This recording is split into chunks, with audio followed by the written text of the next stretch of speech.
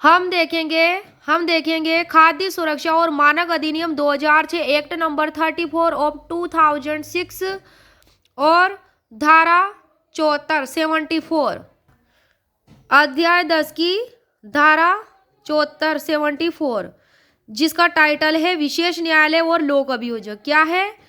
Special court और PP, विशेष न्यायालय और लोक अभियोजक।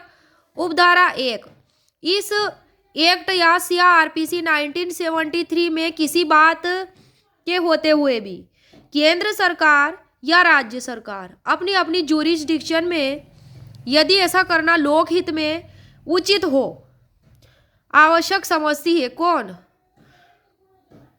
वह केंद्र सरकार या राज्य सरकार तो उपभोक्ता की घोर क्षति या मृत्यु से संबंधित ऐसे अपराधों के विचारण के लिए जिनके लिए इस एक्ट के अधीन 3 वर्ष से अधिक के कारावास का दंड विहित किया गया है। कितने वर्ष का? 3 वर्ष से अधिक के कारावास का। राजपत्र में अधिसूचना द्वारा हाई कोर्ट के मुख्य न्यायमूर्ति की सहमति से उतने विशेष कोर्टों का जितने ऐसे क्षेत्र या क्षेत्रों के लिए आवश्यक हो और ऐसी अधिकारिता का प्रयोग करने के लिए जिसे अधिसूचना में निर्दिष्ट किया जाए गठन कर सकेगी। कौन गठन कर सकेगी इसका विशेष कोर्ट का? केंद्र सरकार या राज्य सरकार। उपधारा 2 कहती है 74 की कि कोई विशेष कोर्ट स्व प्रेरणा से या लोक अभियोजक के आवेदन पर यदि ऐसा करना उचित है या वांछनीय है समझता है तो अपनी किन्हीं कार्रवाइयों के लिए अपने आसीन होने के सामान्य स्थान से भिन्न किसी स्थान पर आसीन हो सकेगा जहां वह आसीन होता है उससे भिन्न स्थान पर। उपधारा 3 कहती है कि किसी विशेष कोर्ट द्वारा इस एक्ट के अधीन किसी अपराध के विचारण को अभियुक्त के विरुद्ध किसी न्यायालय को जो कोई विशेष कोर्ट नहीं है में किसी विचारण के मुकाबले अग्रता होगी और उसका ऐसे किसी अन्य मामले के विचारण पर अधिमान्यता देते हुए निर्णय किया जाएगा और तदनुसार ऐसे मामले का विचारण प्रास्थगित करेगा। उपधारा 4 है कि केंद्र सरकार या राज्य सरकार प्रत्येक विशेष कोर्ट के लिए किसी व्यक्ति को लोक अभियोजक के रूप में नियुक्त करेगी। कौन? केंद्र सरकार या राज्य सरकार हर एक विशेष न्यायालय के लिए क्या करेगी? लोक अभियोजक को, पीपी को नियुक्त करेगी और वह एक से अधिक व्यक्तियों को अपर लोक अभियोजक के रूप में नियुक्त कर सकेगी। क्या करेगी? एक से अधिक व्यक्तियों को अपर लोक अभियोजक के रूप में नियुक्त कर सकेगी। परंतु केंद्र सरकार या राज्य सरकार किसी मामले या मामलों के किसी वर्ग अथवा वर्ग के किसी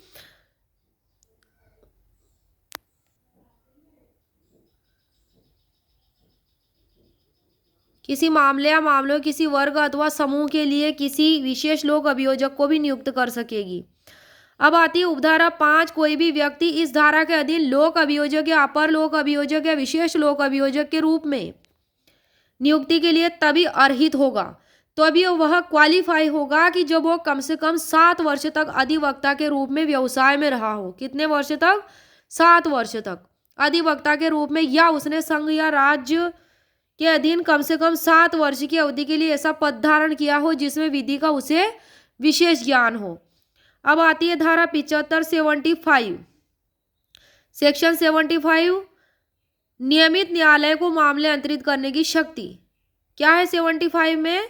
नियमित न्यायालयों को मामले अंतरित करने की शक्ति जहां किसी अपराध का संज्ञान करने के बाद किसी विशेष कोर्ट की राय है कि वह अपराध उसके द्वारा विचारणीय नहीं है, उसके द्वारा ट्रायल नहीं हो सकती, तो वह इस बात के होते हुए भी कि उसे ऐसे अपराध का विचारण करने की अधिकारिता नहीं है, वहां वह ऐसे अपराध के विचारण के लिए उस मामले को सीआरपीसी 1973 के अधीन अधिकारिता रखने वाले किसी कोर्ट को अंतरित कर सकेगा और वह कोर्ट जिसे मामला अंतरित किया जाता है उस अपराध का इस प्रकार विचारण कर सकेगा मानो उसने ही अपराध का संज्ञान लिया हो। ये होगा। अब सेक्शन 76 अपील के बारे में है। इसमें उपधारा 1 कहती है कि किसी विशेष कोर्ट के किसी विनिश्चय आदेश से व्यतीत कोई व्यक्ति ऐसी फीस के संदाय पर जो केंद्र सरकार द्वारा विहित की जाए और ऐसी रकम यदि कोई हो जिसे एक्ट के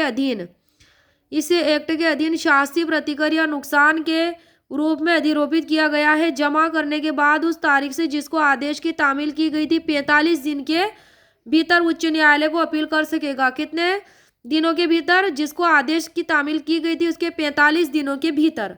परंतु हाई कोर्ट यदि उसका समाधान हो जाता है कि अपीलार्थी पर्याप्त कारण से उक्त अवधि के भीतर उसे उक्त अवधि के भीतर अपील करने से निवारित हुआ था, तो 45 दिन की अवधि को बढ़ाया जा सकता है, मतलब उसकी समाप्ति के बाद भी अपील को ग्रहण कर सकेगा हाई कोर्ट। उपधारा 2 कहती है सेक्शन 76 की कि इस धारा के अधीन की गई अपील का निपटारा हाई कोर्ट की किसी ऐसी न्यायपीठ द्वारा किया जाएगा जिसमें कम से कम 2 न्यायाधीश हो। कितने न्यायाधीश हो? 2। सेक्शन 77 अभियोजनों के लिए समय सीमा। इस एक्ट में किसी बात के होते हुए भी कोई कोर्ट इस अधिनियम के अधीन किसी अपराध के कारित होने की तारीख से 1 वर्ष की अवधि की समाप्ति के बाद किसी अपराध का संज्ञान नहीं करेगा। ये बात ध्यान रखेंगे कि अभियोजनों के लिए समय सीमा है सेक्शन 77 में कि अपराध के कारित होने की तारीख से 1 वर्ष की अवधि की समाप्ति के बाद किसी अपराध का क्या होगा? संज्ञान नहीं करेगा कोई भी न्यायालय। और परंतु खाद्य सुरक्षा आयुक्त लेखबद्ध किए गए कारणों से 3 वर्ष की अवधि तक विस्तारित अवधि के भीतर अभियोजन का अनुमोदन कर सकेगा। कौन कर सकेगा? खाद्य सुरक्षा आयुक्त लेखबद्ध किए गए कारणों से 3 वर्ष तक विस्तार हो जाएगा उस अवधि का। अब आती है सेक्शन 78 विनिर्माता आदि को पक्षकार बनाने की कोर्ट की शक्ति। किसको? विनिर्माता आदि को। जहां कोर्ट का इस एक्ट के अधीन किसी ऐसे अपराध के विचारण के दौरान अभिकथित रूप से किसी ऐसे व्यक्ति द्वारा किया गया है जो खाद्य पदार्थ का आयात करता है, विनिर्माता है, वितरक है, डीलर नहीं है, किसी समय उसके समक्ष किए गए साक्ष्य के आधार पर समाधान हो जाता है कि ऐसा आयातकर्ता, विनिर्माता, वितरक या व्यवहारी जिसे डीलर कहा जाता है का भी उस अपराध के संबंध से संबंधित है, वहां कोर्ट CRPC 1973 की धारा 319 की उपधारा 3 या इस एक्ट की धारा 71 में किसी बात के होते हुए भी उसके विरुद्ध इस प्रकार कार्रवाई करेगा जैसे कि इस एक्ट के अधीन कोई अभियोजन संस्थित किया गया हो। किसके अधीन? एक तो CRPC की धारा 319 की उपधारा 3 के अधीन या फिर इसी एक्ट की धारा 71 के अधीन। अब है सेक्शन 79 वर्धित दंड अधिरोपित करने की मजिस्ट्रेट की शक्ति। CRPC 1973 की धारा 29 में किसी बात के होते हुए भी मामूली अधिकारिता रखने वाले कोर्ट के लिए 6 वर्ष से अधिक की कारावास के सिवाय इस एक्ट द्वारा प्राधिकृत कोई दंडादेश उक्त धारा के अधीन अपनी शक्ति के आधिक्य में पारित करना विधिपूर्ण होगा। 6 वर्ष से अधिक अवधि के सिवाय इस एक्ट द्वारा प्राधिकृत दंडादेश क्या होगा? अपनी शक्ति के आधिक्य में पारित करना क्या होगा? लॉफुल होगा।